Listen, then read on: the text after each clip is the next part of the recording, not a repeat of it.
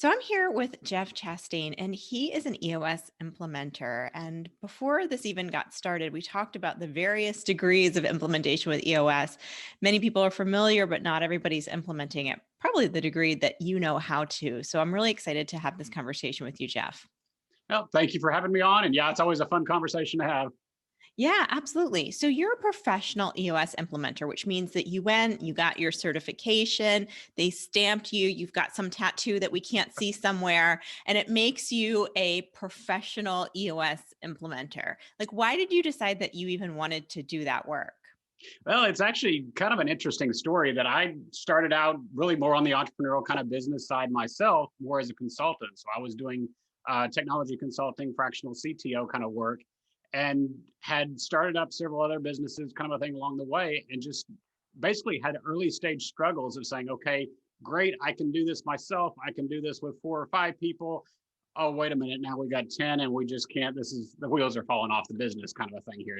Things didn't work. It basically got beyond where I could handle it myself. Just again, being a technology person, I didn't have an MBA or anything like that. So really struggled with that. So it was actually several years back, was entrepreneurial itch again, looking to say, okay, what's the new venture? What can we go into kind of the thing here? And decided, hey, this time I'm going to do my homework. I'm going to go figure out, okay, what was I doing wrong the first couple of times when they didn't had less than stellar success. And in looking at various business books, various systems out there, there's just so much theoretical stuff out there about business. Like, okay, great, these are nice ideas. How the heck do I actually make this useful and actually do something with this? And came across the book Traction, like many business owners, and really identified with it, resonated because it's just concrete kind of tools and systems to it. It's not a bunch of theories. It's literally here's how you do a vision plan, here's how you do an accountability chart, things like that. That is like, okay, I can actually utilize this. And the deeper I got into the system, it turned into more of a case of, okay, rather than just trying to go utilize this system, these tools in my own business, this is something I can help a lot of the clients that I've been working with from a CTO perspective. Because so many times I'd run into that CEO, for example, that says, hey, sales are down. Hey, Jeff, we need to implement a new CRM system here. Let's go get this new tool. It'll fix all of our sales issues here. And we'd go through the whole process, implement, deploy, train, all that kind of stuff. And of course, then he'd come back and say, sales didn't improve. Why not? It's like, well, I was just say technology is not going to solve that. Technology amplifies whatever you had, and you didn't have a sales system. So it just amplified the fact you didn't have a sales system. So to me, it was EOS and Traction was just something that's like, okay, I can actually go help that person with a system with ways to improve that rather than trying to build another business to go sell them another widget or another service or something like that. I can actually come back and help with it. And just really from there, just kept digging kind of a thing. I'm a big information person, big process person. So just kept digging deeper into EOS and really just have thoroughly enjoyed it. Kind of never looked back on it at this point. Just that ability to just go help people at that point, really with it. Cool. So if you've been around the entrepreneurial block, you've read all the books, right? Like, Yeah. Yeah. and all of the different systems, the scaling ups and the profit first and the strategic coach. And there's so many approaches to strategic planning that you can follow. Why do you think EOS is so popular? To me, the biggest thing in looking at them, and it kind of goes back to my earlier comment, is just the simplicity aspect. Yeah. It's not some monolithic system. It's not all this, like I said, a bunch of theories. It's literally 20 different tools, real simple, concrete tools that, okay, this is today. It's different. And that's one of the things I actually take away from the implementer side, working with an implementer versus just picking up the book. I was talking with a company actually just earlier this week that it was a energy investments company, but basically they had picked up Traction themselves. They had started working through it. And when you pick up the book, it starts out with all the 6 key concepts and it starts out with your vision planning. The problem with vision planning is that it can be very amorphous. You can get bogged down in it real quickly and not gain any momentum, and you get burned out on a system. And I find that a lot of them that way, when you kind of jump into it yourself and try to do something, you can get burned out, lose control real quick on it. Whereas when I'm working with a client, I actually start more with like their accountability chart with setting some scorecards, some rocks, stuff that they can literally take back into the business tomorrow and start using. So it gets that momentum going, gets that flywheel turning that, okay, now we'll take a look at some of the bigger strategic concepts with vision and stuff like that. But we've already got your wheel moving, we've already got your momentum moving. And that's really where you struggle. One, trying to adopt something on your own, but especially something that's more theoretical and more conceptual based is like, okay, how do I get that initial momentum going? Because once you get the momentum going, like you said, they're all great systems, but it's getting over that initial hump too often that is entrepreneurs, we like chasing shiny objects kind of a thing. We don't have time for long-term investment, long-term sitting here studying and trying things out. We want to do something and get results tomorrow. And that's one of the things to me that EOS is really ideal for is that, okay, there you can get results, you can see impacts tomorrow. You can literally take stuff back in and start working on it tomorrow with it. Yeah, I found that too. And I totally agree that the byproduct of even me working with my clients can be like peace of mind or extra support. But ultimately, at the end of the day, it's like, how fast did I see a change in my business as a result of working with you? And I think for many entrepreneurs, they're having a shorter and shorter tolerance for, how quickly can something turn itself into a revenue stream, or how quickly can I become net positive as a result of this investment. So what do you think, like, what are some of the most dramatic decisions that entrepreneurs have made that you've seen as a result of implementing EOS? Really, a lot of the challenges they face and correspondingly the decisions come around people. Anytime we're dealing with Yeah. people, dealing with organizations, growing it out, scaling out, kind of a thing, both the hiring as well as saying, okay, we messed up on the hire or something's changed, kind of a thing. So the trouble to me has always been on the people side because with again going back to EOS, we build out the concept of both your core values as a company to say who are you, but then looking at your accountability chart to make sure you've got the right people sitting in the right seats. And a lot of times we'll have the entrepreneur that, okay, it's the brother, sister, family member that we let come into the company, or it's the favorite best friend who at four and five people, just kind of everybody winging it, they held their own. But now all of a sudden we actually have to have a real accounting department, a real accounting system, and Johnny over here doesn't really have the chops anymore to be able to handle that. And it's making that call, one, to say, okay, we got to either move you into a seat that you're more capable of, or we've got to find somebody else that is more capable. But really, the nice thing about EOS is it gives you that clarity to say, okay, exactly what are the roles and responsibilities of this seat and what are the core values that we expect you to live by.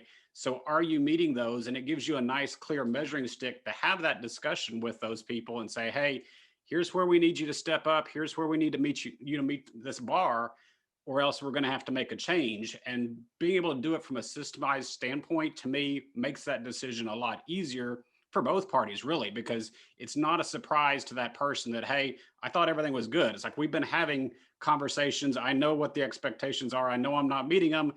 I've got a pretty good idea of things. This is not going to be a long-term solution, kind of a thing. So it gives simplicity there to both parties. And then the other side, I see it with still sticking with the people side is you've got that rock star salesperson out there that they're in charge of bringing in 50% of your revenue, but they're not living up to the core values. They're making the deal under the table. They're promising things that operations can't deliver on. Yep. Basically, the money's going straight out the back end of the company, kind of a thing there. But they're generating 50% of our revenue here. What do we do? And but the reality is the other two or three salespeople you've got are sitting there looking at that person and saying, hey, she is getting away with all this. Why do I have to toe the company line? Why do I have to do X, Y, and Z? So it's killing the culture overall. But to me, that's both sides of that is either the personal relationship that we got, okay, this is Yep. not working out, or some key player that hey is really important, but they're really not fitting your company. Those to me, those are the two hardest decisions ever seen a business owner make, especially if they haven't been doing a lot of people kind of work, hiring, firing in their past, kind of a thing, if that's not their expertise.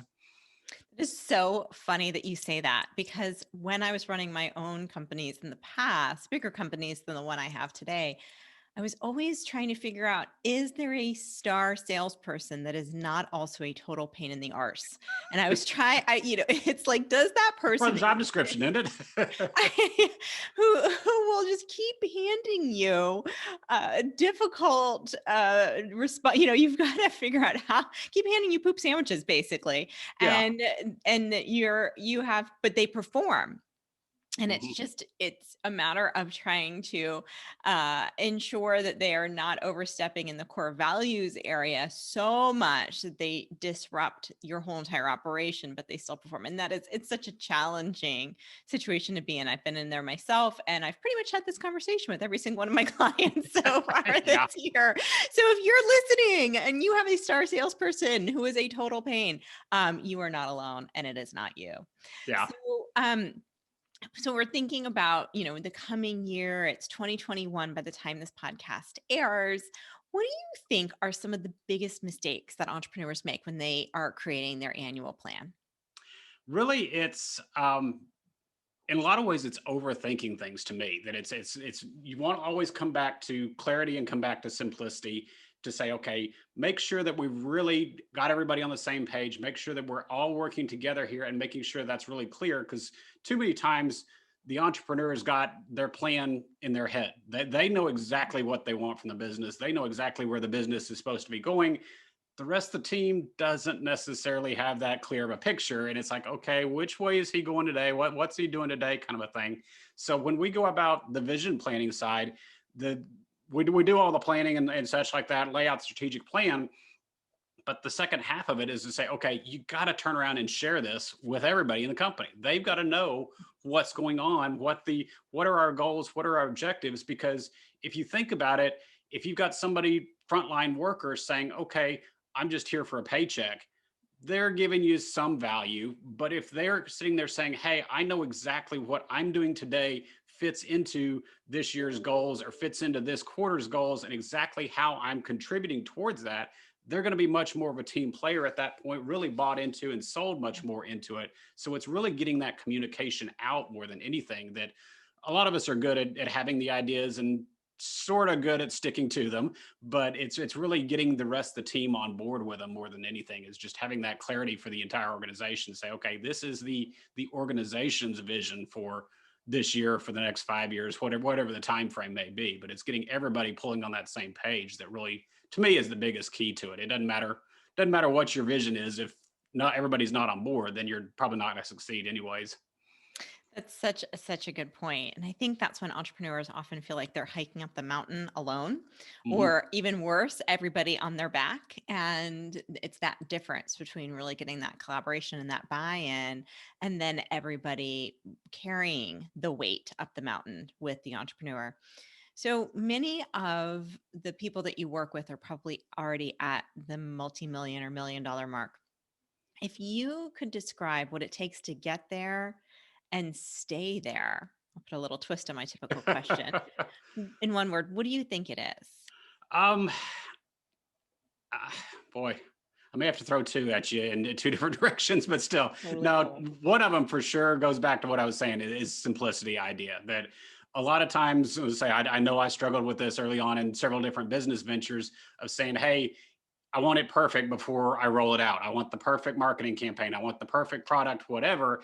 And you spend so much investment into trying to get it perfect, trying to get it perfect. And then you roll out and it falls flat because, well, it may have been perfect for you. It's not perfect for everybody else. So, really, the idea of keeping things simple, keeping systems simple, business simple, and saying basically imperfect action is better than no action at all. Just get something rolling, get the ball rolling, then you can come back and refine and clean up at that point. So simplicity to me is one of the biggest keys.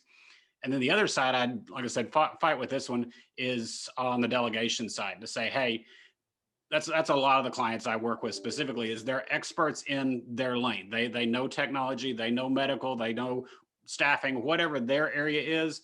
Once it starts turning into, okay, I'm a technologist here. How the heck do I do marketing? How do I do sales? How do I do finance?